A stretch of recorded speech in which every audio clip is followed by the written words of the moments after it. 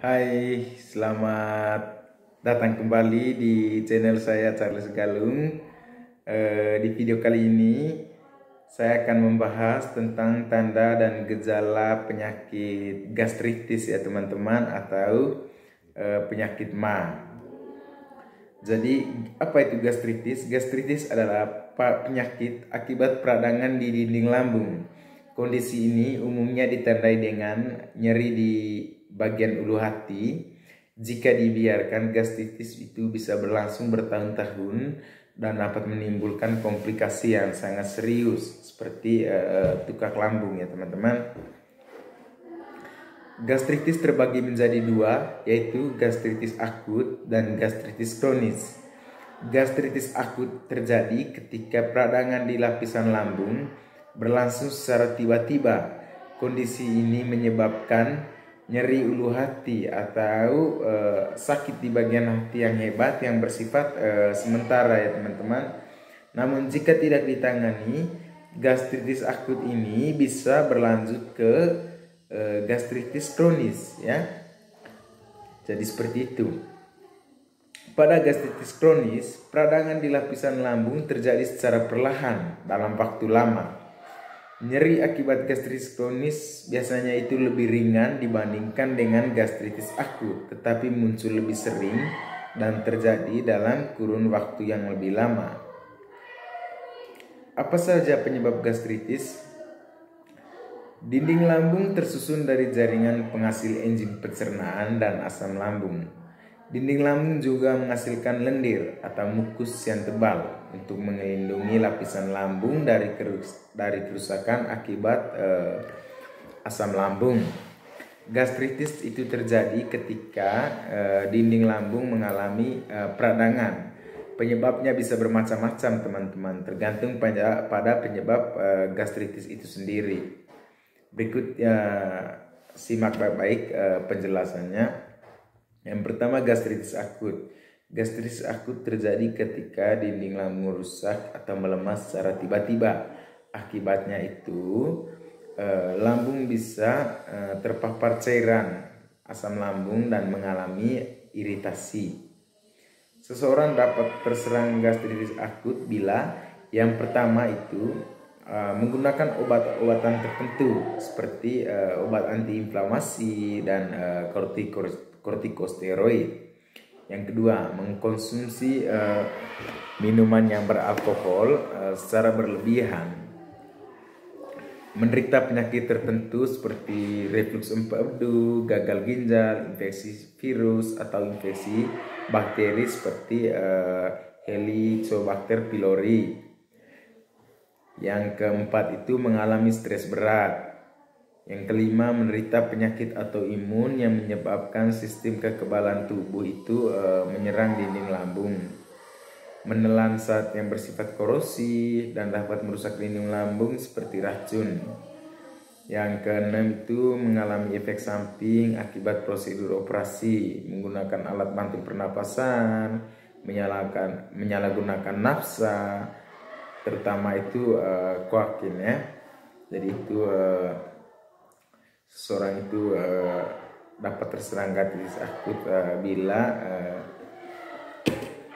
menggunakan apa yang saya jelaskan tadi ya teman-teman, seperti menggunakan obat-obatan, mengkonsumsi minuman beralkohol. Yang kedua itu gastritis kronis. Gastritis kronis ini terjadi akibat peradangan di dinding lambung yang terjadi dalam kurun waktu yang sangat lama dan tidak diobati. Jadi gastritis kronis ini teman-teman dapat berdampak pada sebagian atau semua bagian mukus pelindung lambung. Ada beberapa hal yang menyebabkan kita itu terserang gastritis kronis. Yang pertama itu daya tahan tubuh kita itu lemah. Yang kedua, penggunaan obat-obatan tertentu seperti aspirin, ibuprofen, asmed atau obat-obat nyeri itu ya teman-teman.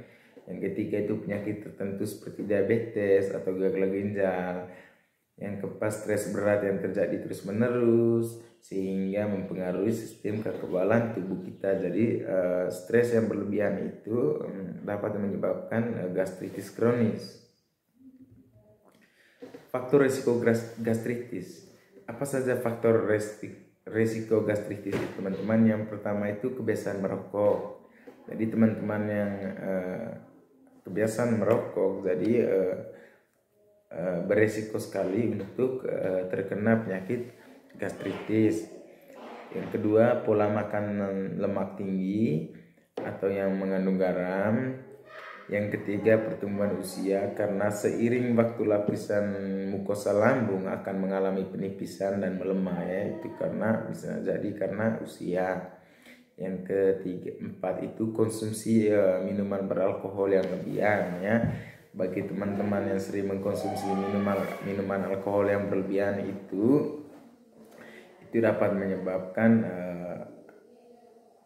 gastritis kronis ya, atau lebih rentan terkena gastritis kronis. Konsumsi obat pereda nyeri yang terlalu sering, penyakit autoimun, dan infeksi parasit.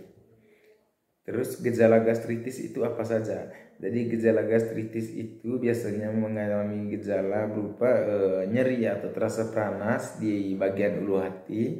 Yang kedua perut kembung, yang ketiga mual, yang keempat itu muntah, kadang penurunan nafsu makan, yang kelima itu cegukan, yang keenam itu cepat merasa kenyang saat makan ya. Kadang-kadang penderita gastritis kronis atau penderita lambung kronis itu cepat sekali merasa kenyang ya saat makan. Terus berat badan menurun secara tiba-tiba, gangguan pencernaan, buang air besar dan tinja itu berwarna hitam, kadang bisa menyebabkan muntah darah ya. Itu akibat muntah darah itu akibat ketika lambung kita itu terjadi iritasi ya teman-teman. Nah, kapan kita harus ke dokter atau ke petugas medis? Lakukan pemeriksaan ke dokter jika mengalami gejala gastritis itu lebih dari 1 minggu, atau jika merasakan nyeri perut yang membuat teman-teman merasa tidak nyaman. Perlu diketahui teman-teman, tidak semua nyeri perut itu menandakan bahwa kita itu terserang gastritis, karena banyak penyakit yang memiliki gejala seperti gastritis. Oleh sebab itu, pemeriksaan untuk menentukan penyebab nyeri perut penting untuk dilakukan oleh dokter atau tenaga medis lainnya. Kadang dokter itu untuk menentukan gastritis itu perlu dilakukan pemeriksaan ya untuk menentukan diagnosanya. Yang pertama itu tes untuk infeksi Helicobacter pylori. Tes yang dilakukan ini adalah tes darah ya teman-teman. Terus gastroskopi. Gastroskopi ini untuk mendeteksi tanda-tanda di dalam lambung. Yaitu pemeriksaan dilakukan dengan menggunakan selang berkamera. Selang ini akan dimasukkan melalui mulut untuk melihat kondisi lambung kita ya. Itu dari itu pemeriksaan yang kedua itu gastroskopi. Yang ketiga itu fontorontagen ya.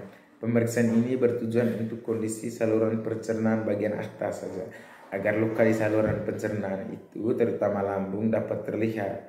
Nah, dokter akan meminta pasien itu menelan cairan sebelum fotoronsen itu dilakukan ya teman-teman. Pengobatan gastritis itu yang sering kita gunakan itu biasanya itu antasid ya teman-teman, antasida. Antasida ini dimana mampu meredakan nyeri secara cepat dengan cara menetralisir asam lambung. Obat ini juga sangat efektif untuk meredakan gejala lain, terutama pada gastritis akut. Yang kedua itu penghambat histamin ya. Obat ini meredakan gejala gastritis dengan cara menurunkan produksi asam lambung. Contohnya itu penghambat histamin ini contohnya itu ranitidin, simetidin, atau famotidin. Yang ketiga, penghambat pompa proton atau PPI. Obat ini juga bertujuan untuk menurunkan produksi asam lambung, tapi dengan mekanisme kerja yang berbeda. Contoh obat penghambat pompa proton ini adalah omeprazol, lansoprazol, omeprazol, ya, dari itu. Antibiotik. Antibiotik ini digunakan pada gastritis yang disebabkan oleh infeksi oleh bakteri. Itu baru kita menggunakan antibiotik. Jadi tidak sembarangan menggunakan antibiotik ya teman-teman. Biasanya antibiotik yang dianjurkan oleh dokter itu adalah amoxicillin. Terus anti diare. Obat ini akan diberikan jika pada saat pasien yang mengalami penyakit gastritis ini mengalami diare. Jadi maka menggunakan anti diare ya. Guna menentukan gejala dan proses penyembuhan pasien, disarankan untuk menyesuaikan gaya hidup kita ya teman-teman. Yang pertama itu menyusun pola dan jadwal makannya itu yang harus teratur ya. Terus makan dengan porsi yang lebih sedikit sehingga makan menjadi lebih sering dari biasanya. Yang ketiga, menghindari makanan yang berminyak, asam dan pedas karena dapat mengiritasi asam lambung sehingga memperparah gejala. Yang keempat itu mengolah stres dengan baik. Ketika kita mengalami stres yang sangat berat, itu juga dapat menyebabkan asam lambung kita itu meningkat. Yang paling terakhir itu tidak boleh merokok ya teman-teman. Apa itu komplikasi dari gastritis? Gastritis yang tidak ditangani itu biasanya dapat menyebabkan sejumlah komplikasi. Yang pertama tukak lambung, yang kedua itu perdarahan lambung. Nah kalau sampai perdarahan lambung ini teman-teman, ini sudah parah ini teman-teman. Yang ketiga itu kanker lambung. Jika gastritis sering kambuh akibat penggunaan obat pereda nyeri jenis antiinflamasi non steroid, pasien disarankan untuk berkonsultasi dengan petugas medis terkait dengan hal tersebut. Pencegahan gastritis. Gastritis dapat dicegah dengan menjaga pola makan ya teman-teman. Selalu ditekankan untuk menjaga pola makan dan gaya hidup. Beberapa upaya yang dapat dilakukan yaitu yang pertama mencuci tangan dengan sabun di air mengalir sebelum memasak makanan dan untuk mencegah penularan infeksi bakteri pylori. Yang kedua, menghindari makanan yang pedas, asam, berlemak atau yang makanan yang digoreng ya. Yang ketiga itu makanan dengan porsi yang lebih sedikit tapi sering. Yang keempat, menghindari berbaring setelah makan sampai waktu 2-3 jam setelahnya. Yang kelima itu mengurangi konsumsi minuman yang mengandung kafein atau beralkohol. Yang ketujuh itu mengendalikan stres. Yang kedelapan, menghindari konsumsi obat antiinflamasi non steroid berlebihan atau berkonsultasi dengan petugas medis terlebih dahulu ya teman-teman. Jadi sekian penjelasan saya tentang gastritis. Semoga apa yang saya jelaskan dapat bermanfaat bagi teman-teman semua, bagi sanak saudaranya teman-teman semua ya yang mengalami penyakit gastritis. Jangan lupa untuk selalu dukung terus channel saya dengan cara subscribe, like dan komennya ya teman-teman. Salam sehat.